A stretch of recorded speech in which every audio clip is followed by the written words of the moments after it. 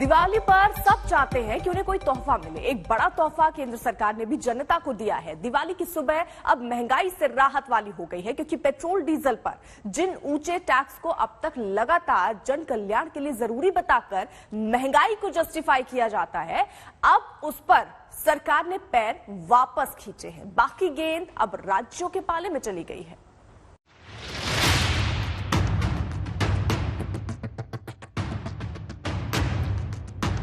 मैं तो इसको एक बहुत वेलकम स्टेप मानती हूँ गवर्नमेंट की तरफ से, and I think so it's a gift for the ladies specially.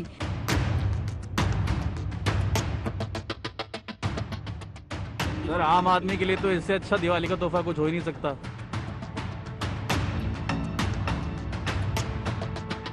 Very good, very good, very good.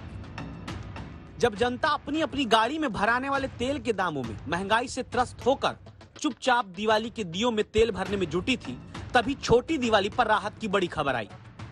Petrol के दाम में केंद्र सरकार ने 5 रुपए, डीजल में 10 रुपए की एक्साइज ड्यूटी घटाई। दिल्ली के उदाहरण से समझें तो दिवाली की सुबह पेट्रोल 110 की जगह 105 रुपए और डीजल 98 की जगह 88 रुपए प्रति लीटर के साथ हुई। 100 तो पार हो गया। देखो 100 से तो नीचे कभी आएगा नहीं। 5 रुपए होना तो ठीक है, थोड़ा तो बचेगा, मगर फिर भी ये पेट्रोल 100 से नीचे ही रहना चाहिए था।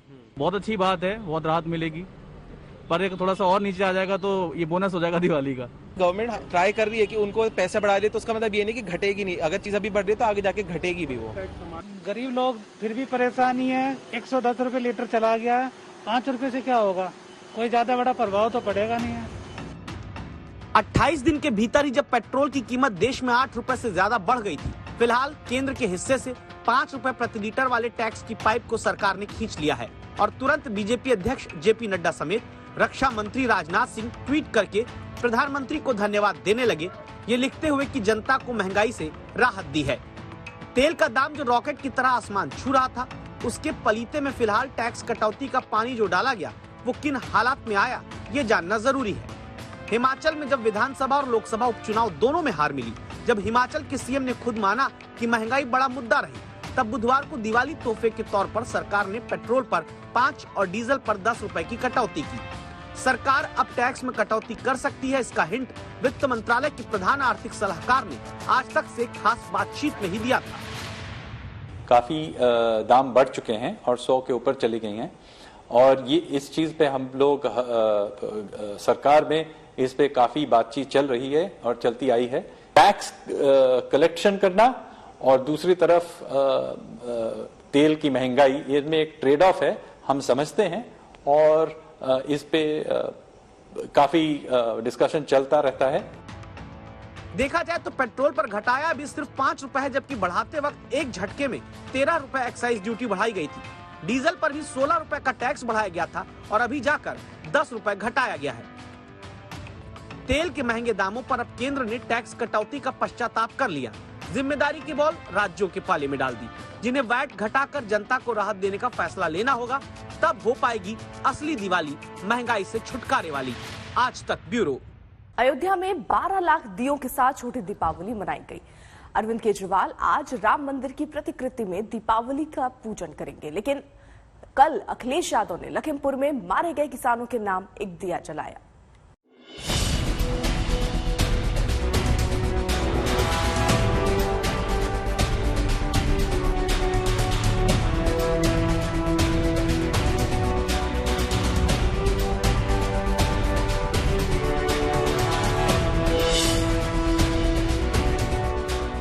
अयोध्या में योगी आदित्यनाथ, इटावा में अखिलेश यादव।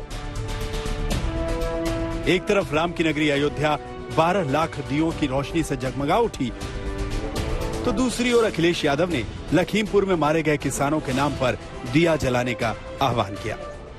मुझे खुशी है इस बात की कि आज समाजवादी पार्टी के कार्यकर्ता नेताओं ने तय किया है कि आज एक दिया किसानों की याद में जलाया जाएगा।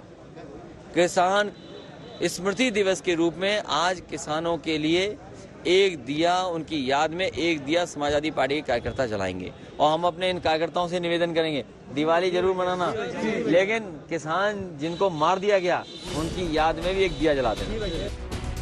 अखिलेश यादव ने प्रदेश में योगी राज पर प्रचंड प्रहार किया। कहा बीजेपी सरकार कमर तोड़ महंगाई लाई, ऐसी महंगाई कि गरीबों का दिवाला निकल गया। अब वो दिवाली कैसे मनाएगा?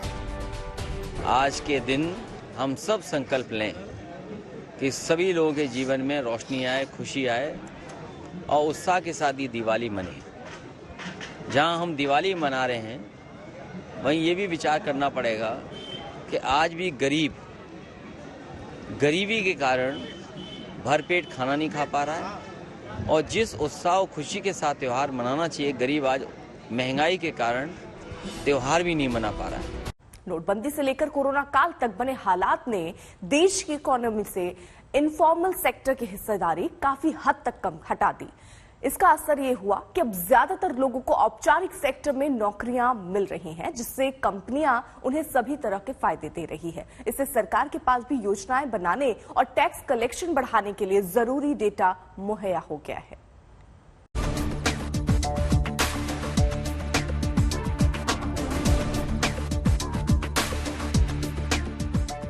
कोविड-19 महामारी ने वैसे तो लोगों की और अर्थव्यवस्था की सेहत का काफी नुकसान किया है, लेकिन ये दौर देश और दुनिया में कई तरह के बदलावों का गवाह भी बना है।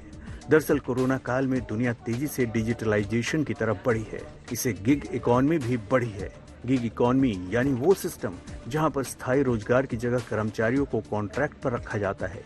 इससे अर्थव्यवस्था तेजी से फॉर्मल हुई है। SBI रिसर्च के मुताबिक 2021 में इनफॉर्मल सेक्टर की हिस्सेदारी घटकर महज 15 से 20% रह गई है, जो 2018 में 52.4% थी। 2011-12 में इनफॉर्मल इकोनॉमी की फॉर्मल GDP में हिस्सेदारी 53.9% थी। दरअसल नोटबंदी के बाद से इकोनॉमी के डिजिटलाइजेशन ने रफ्तार पकड़ी है। उसके बाद महामारी ने गिग इकोनॉमी को तेजी से बूस्ट देने का काम किया है। एक बार जब आदमी बेनिफिट्स देख लेता है तो एम्ब्रेस या अपनाना बहुत ही आसान हो जाता है। यहाँ तक आज केवल बड़ी सिटीज में ही नहीं बल्कि छोटी सिटीज और यहाँ तक गांवों तक ये डिजिटाइजेशन पहुंच गया है। उसका एक बहुत बड़ा कारण स्मार्टफोन्स हैं। अपने देश के अंदर जो नेटवर्क है वो बहुत अच्छा हो गया है और यहाँ तक हम देखते हैं कि लोग जब हमारे स्टोर्स पे आते हैं या बिजनेसेस में आते हैं, कैश नहीं लेके आ रहे हैं। हर आदमी ऑनलाइन पेमेंट करना चाहता है। नोटबंदी ने इनफॉर्मल सेक्टर को बुरी तरह प्रभावित किया था। नोटबंदी से पहले फुल वर्क फोर्स में इसकी हिस्सेदारी 93% थी। इनफॉर्मल इकोनॉमी को दूसरा झटका GST और सबसे तगड़ा झटका कोरोना ने दिया। बीते कुछ साल में करीब 13 लाख करोड़ रुपए अलग अलग चैनल से फॉर्मल इकोनॉमी के दायरे में आए। अगर अलग अलग सेक्टर्स में 2011 की जनगणना के मुताबिक इनफॉर्मल सेक्टर की हिस्सेदारी को समझे तो trade, hotel, transport, communication and broadcasting में इनफॉर्मल सेक्टर का साइज 40%, कंस्ट्रक्शन में करीब 34%, पब्लिक एडमिनिस्ट्रेशन में 6% और मैन्युफैक्चरिंग में 20% था। फाइनेंस, इंश्योरेंस और यूटिलिटीज में करीब 100% फॉर्मल इकोनॉमी थी। रियल एस्टेट और एग्रीकल्चर में ये काफी हद तक इकोनॉमी इनफॉर्मल रूप में थी। कोरोना के बाद फॉर्मल फाइनेंशियल सेक्टर और यूटिलिटीज में सर्विसेज का साइज बढ़ा है। EPFO के मंथली पेरोल डाटा के मुताबिक 2017-18 से करीब 36.5 लाख नौकरियां जुलाई 2021 तक फॉर्मल सेक्टर में आ चुकी हैं। तब से एग्रीकल्चर सेक्टर भी 20 से 25% फॉर्मलाइज्ड हुआ। आज तक ब्यूरो।